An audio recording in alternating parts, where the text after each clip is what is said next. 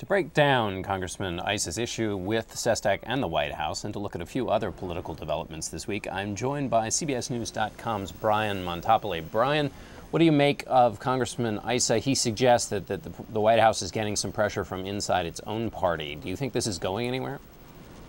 You know, it's one of those situations where the White House is assuming that they can sort of stonewall on it and hope the press will play along, and it hasn't risen to that high a level yet.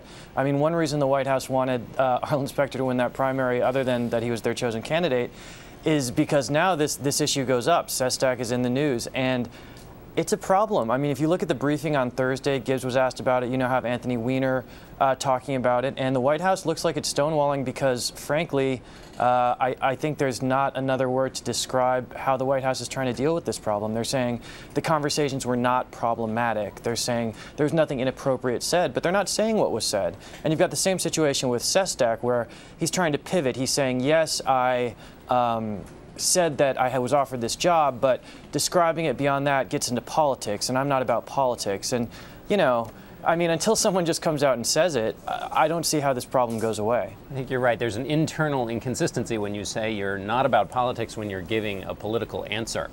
Right. And the weasel, there's a slightly sort of weasel word aspect to the answers. Well, we'll see if we get anywhere on that in the coming weeks. All right, now let's talk about some elections we had. Give us the rundown of what happened in Hawaii on Saturday that broke the Democratic Party's special election streak. Right. Well, Republicans are very excited about this election. It was the hospital where Obama was born. This is a Honolulu district where Obama spent part of his childhood. And they won, and they don't normally win in Hawaii. But there's a reason they won, and that's important to consider, which is that there were two Democrats in this race. One of them was supported by the state's two senators. The other one was supported by national Democrats. Neither would drop out. They ended up splitting the vote. So Democrats took about 60% of the vote, but a Republican candidate took about 39, a guy by the name of Charles DeJoux, and he won the race. He won it without 50% of the vote. He's probably looking at having a hard time getting elected in November. This was a special election for Neil Abercrombie's seat. He's running for governor. But, you know, it gave the Republicans something to crow about. We won Obama's home district. Democrats are no longer winning special elections. Does it mean a lot? Probably not. But, you know, a nice weekend bit of news for the GOP. And it sort of pales in comparison to what happened in Pennsylvania 12 last week, where both parties were spending so much money. Do you get a sense they're going to compete for this in November, or this is just a nice couple of rounds of PR and then that's it, in terms of the Republicans?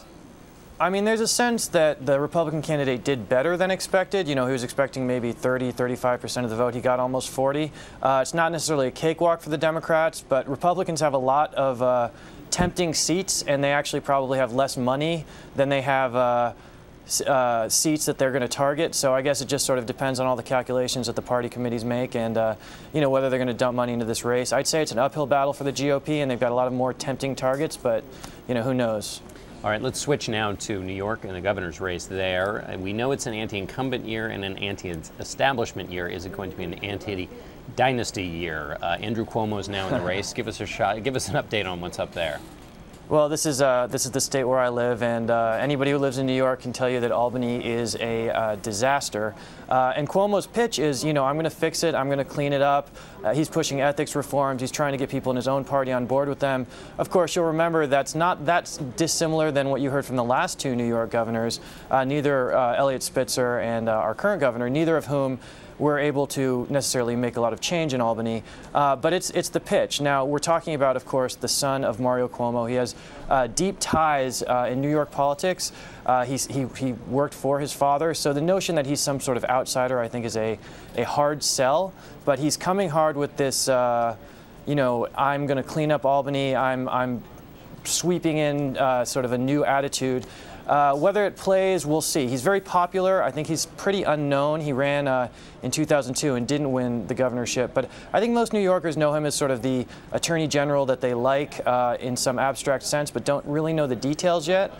So we'll have to see what happens there. One thing he has going for him is on the Republican side, you know, there isn't a real strong candidate out there that's expected to challenge him. Right, may not have much opposition. Finally and quickly, last week's story was Rand Paul, the rise and stumble of that Republican candidate. How's he doing this week? What do you expect coming out of that race?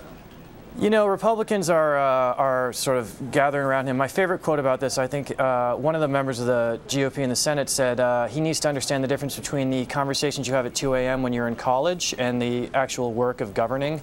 And I think that's what the Republicans are trying to say to him. Lamar Alexander was on Face the Nation. He said, look, we can rally around this guy if he sticks to the points. The question with Rand Paul is whether he's going to be a dogmatic libertarian, which is essentially what he is, or if he's going to temper that a little bit. I'd expect the latter. If you look at his primary campaign, to win, he took some positions that maybe wouldn't necessarily fit with dogmatic libertarianism. I think that he sort of had his opportunity to say what he really believes, and he learned that saying what he really believes isn't necessarily the best move. So I think we can look for Rand Paul to act more like a traditional Republican.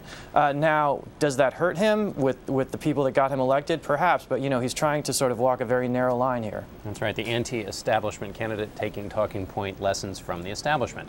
Brian, thanks very Exactly. much for being with us. Remember you. to check out the latest from Brian on any political topic on CBSNews.com's Political Hot Sheet.